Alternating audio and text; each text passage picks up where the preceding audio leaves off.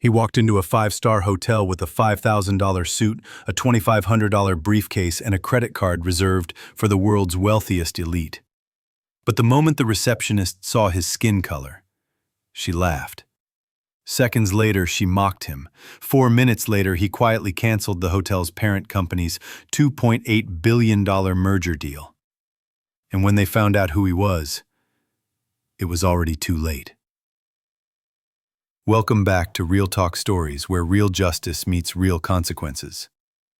If you're tired of powerful people getting away with bad behavior and love seeing the tables turn, you're in the right place. Before we dive in, take a second to smash that like button if you believe respect should never depend on appearance. Drop a comment below if you've ever witnessed quiet power put someone in their place. And don't forget to subscribe.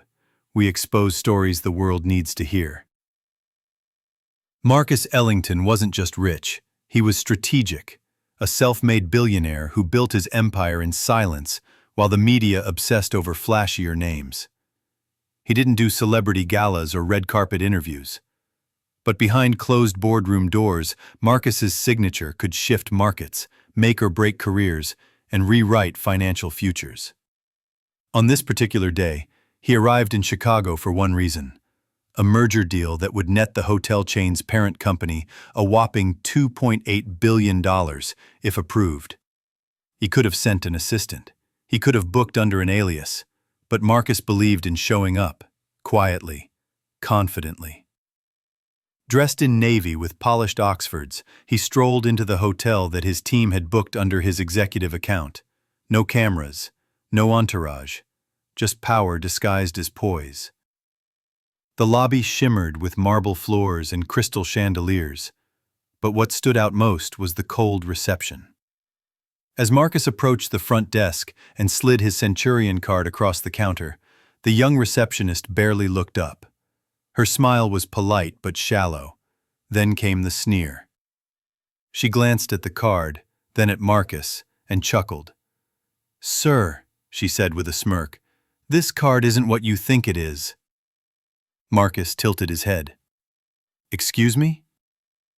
"This is for high-level clientele. It's kind of exclusive." Marcus raised an eyebrow but said nothing. She didn't run the card. She didn't check the reservation. Instead, she motioned to security with a subtle nod. That's when the second receptionist leaned over and whispered, loud enough for Marcus to hear, "Some people just like to pretend." Pretend.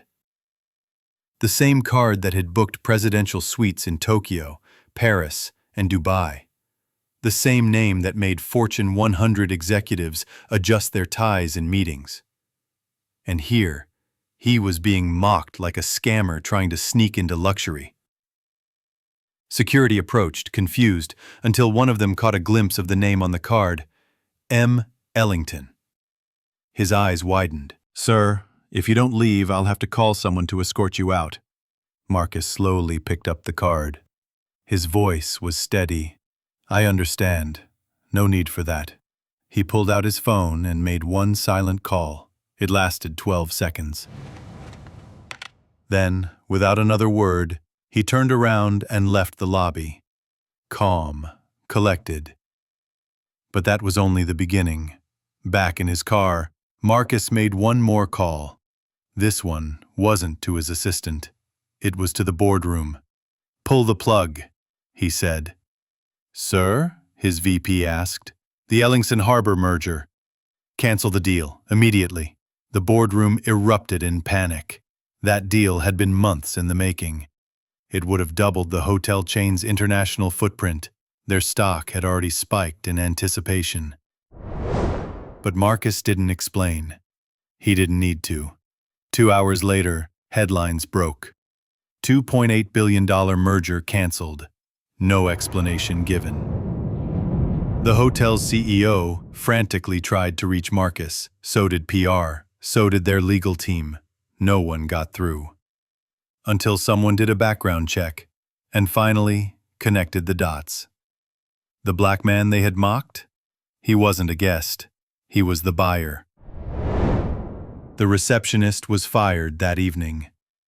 But by then, it didn't matter. The damage was done. The story went viral when an anonymous employee leaked the security footage. The internet exploded.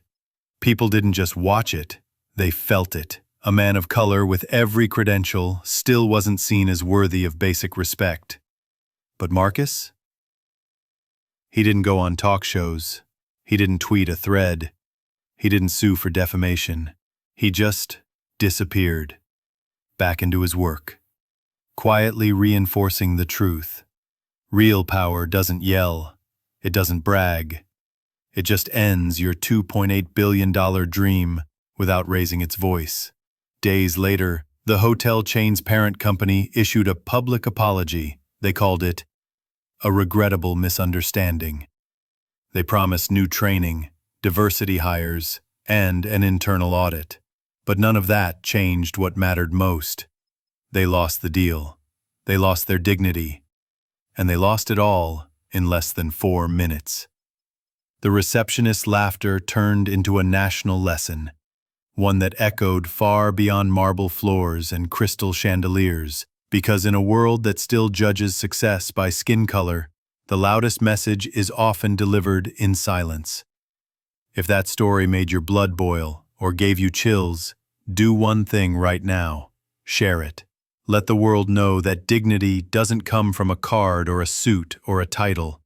It comes from how you treat people when you think no one's watching. Hit that like button if you believe respect should be non-negotiable. Drop a comment with your thoughts. We read every one. And don't forget to subscribe to Expose Files for more stories where power